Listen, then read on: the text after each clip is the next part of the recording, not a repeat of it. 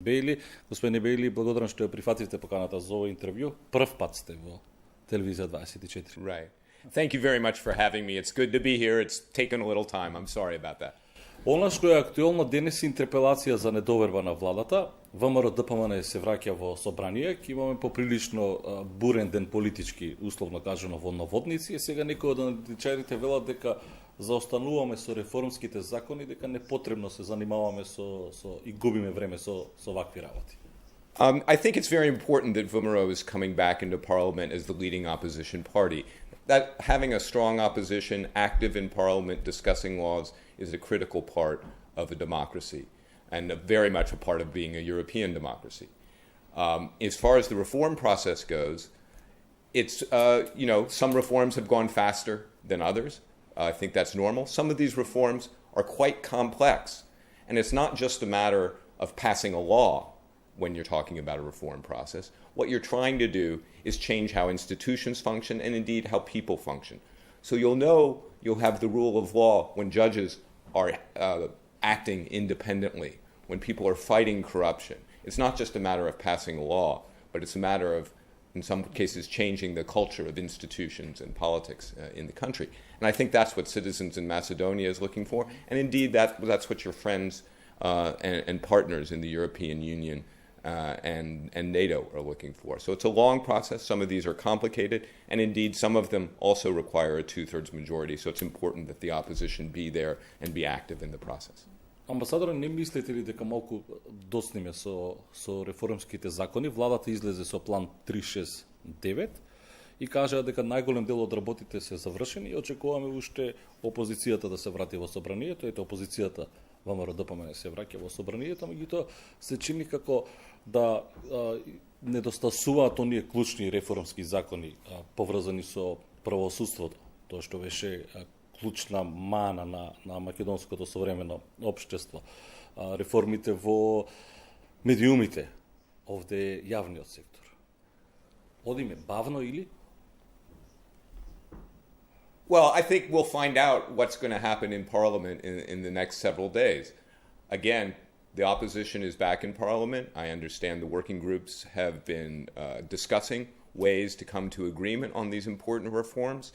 Look, for Macedonia to move forward, it's going to require a unity of purpose. These are not easy reforms to do, and they'll require all sides working toward it. And indeed, it will require citizens to be vigilant about it. It will require journalists to continue to hold government, opposition, institutions accountable for this, and for civil society to do that as well. So it's not a one-time we pass a law and then the reform is done. It's a long process that Macedonia is embarking upon. На што треба да се фокусираме приоритетно? Well, I think the areas which have been discussed quite widely are ones that are well known to people. In bringing about the rule of law, a transparent, independent judiciary, combating corruption and abuse, bringing about a professional, nonpartisan public service that is not beholden to one party or another, reforms in the media. And I think you have seen, again, with the media, I think it illustrates the point that it's not just a matter of passing laws. It's how media behave, how government behaves towards media that will really show you whether you have a free and open discussion of issues.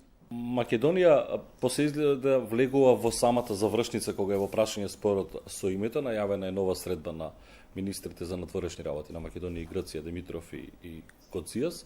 До каде сме, пред да ве прашам за името, до каде е Македонија на патот кон НАТО, алијансата? Well, I would describe it in three. There are three separate areas in this. The first is take a look at the 2016 Warsaw Summit, and it pointed to two issues that are really involved in Macedonia's path to NATO, as you say. The first is, as you note, we continue to affirm the Bucharest Summit, which is Macedonia will be offered an invitation once Greece and Macedonia have resolved the name issue. That's the first issue. The second is the one we just spoke about, which is ensuring that the values that are enshrined in the North Atlantic Charter of democracy, of individual liberty, and the rule of law are really adhered to. And that's about the reform process.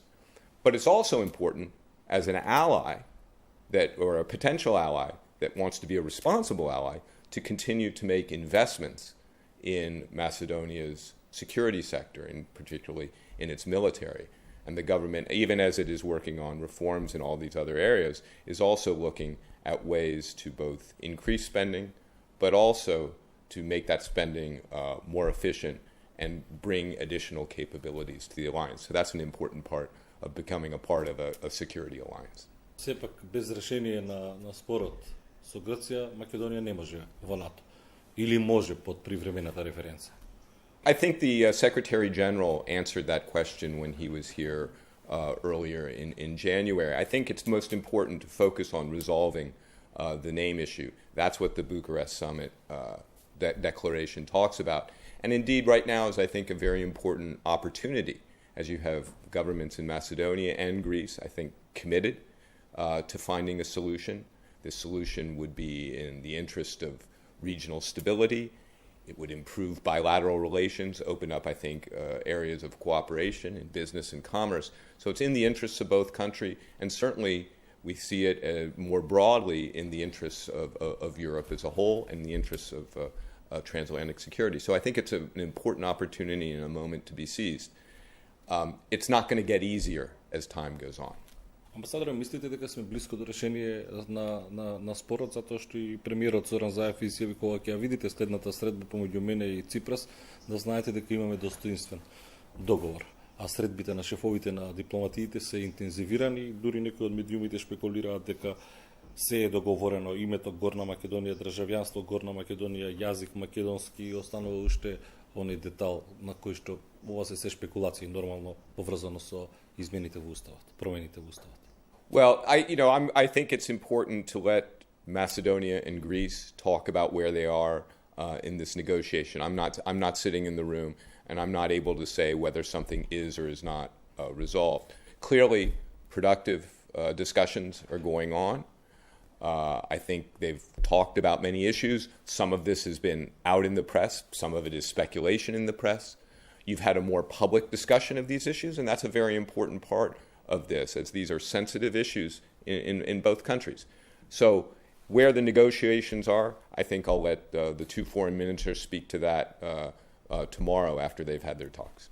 Ова го прашувам затоа што македонската јавност добива впечаток дека меѓународната заедница сиот свој притисок го има насочено токму кон Македонија и дека Грција е поштедена од било каков притисок. Дека се е на грбот на Македонија. Вие мора да го промените ова, вие мора да го промените името, јазикот, идентитетот. I think it's important that both of these countries, both Macedonians and Greeks, these are sensitive issues. You mentioned some of the issues involved. The only durable solution is going to be one that the two sides come together and mutually agree upon. That's what's going to be, that's what will last. That will be what resolves the issue. We can encourage it, and indeed we do. I think it's important to remind people of what the potential benefits are more broadly, rather than just focus on what might be lost in such a compromise. But at the end of the day, this will be about Macedonia and Greece coming together for a mutual solution to the issue. Амбасадоре, има ли НАТО алијансата или Америка како наш стратешки партнер на Македонија, план Б, доколку не го решиме спорото со Грција, затоа што веројатно и до вас стигаат оние најави од Русија која што се противи на влезот на Македонија против НАТО? Right now, I'm not going to speculate about Plan Bs. I think it's been very clear, and I think Macedonian people have been very clear about what their aspirations are. The citizens of this country overwhelmingly have supported membership in NATO. Successive governments since 1993 have supported this, irrespective of whether they're from the left or the right, across all communities.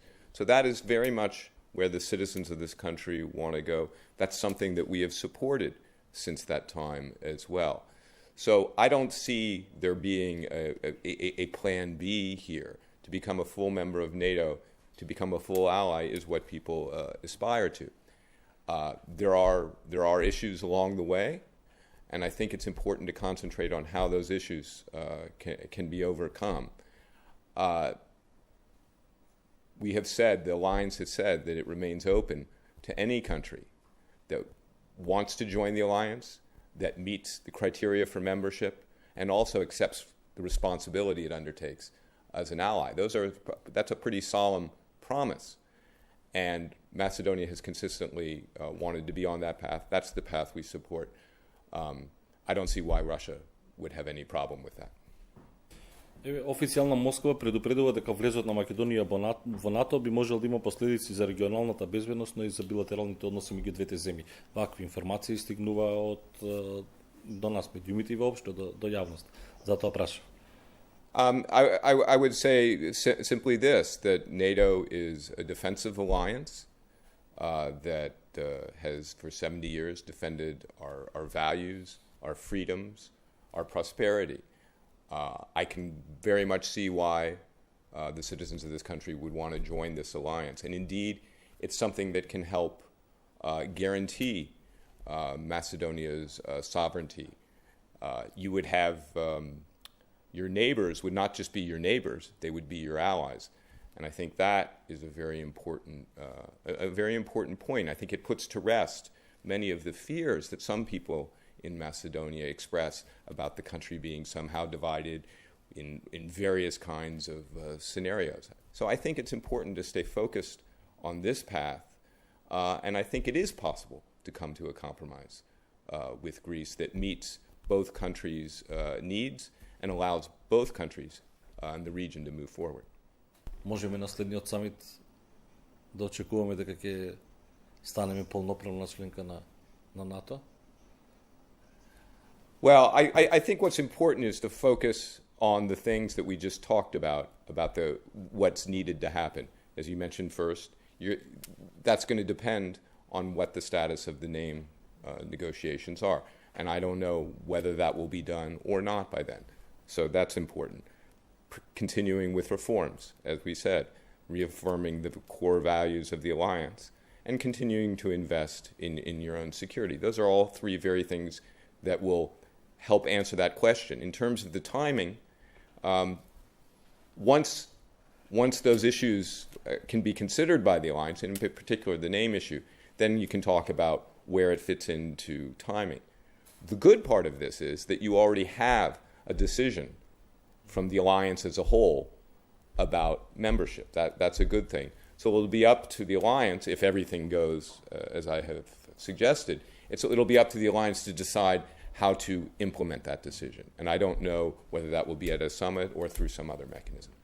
Сосема, за крај, која е пораката која што ќе испратите до лидерите на политичките партии овде во Македонија, независно дали се тоа македонски, албански политички субјекти, која е пораката која што ќе испратите до нив, затоа што голем дел од јавноста добива перцепција дека се занимаваме со споредни работи наместо да се насочиме кон реформските закони. Вклучително овде некој го тумача и законот за албански, со употреба на албанскиот јазик, дека немаше потреба сега кога застоиме со реформските закони да брзаме со закон за јазиците. I think what's important is you have to work through political processes. And so you have a governing coalition that has its agreements and moves forward. I think, but in terms of focusing on reforms and what's upcoming, it's very important to find those areas where you have unity of purpose around Macedonia's membership and path towards the European Union and NATO. Next week, you'll have some very important decisions coming out from the European Commission. And so I think it's important to focus on those things. But at the same time, politics is politics. And I don't think, you've got decisions that have been taken in Parliament already. And so those have to work through the political system as well. I think it's important that you address the issue where 75% of the people of this country have expressed their desire to move forward on reforms, to move forward on the path towards Euro-Atlantic institutions. And that's where I think you need to focus. Тоа е веројатно и пораката до лидерите на политичките партии. кои што се главни чинители. I don't think they would be surprised to hear that from me. И благодарам за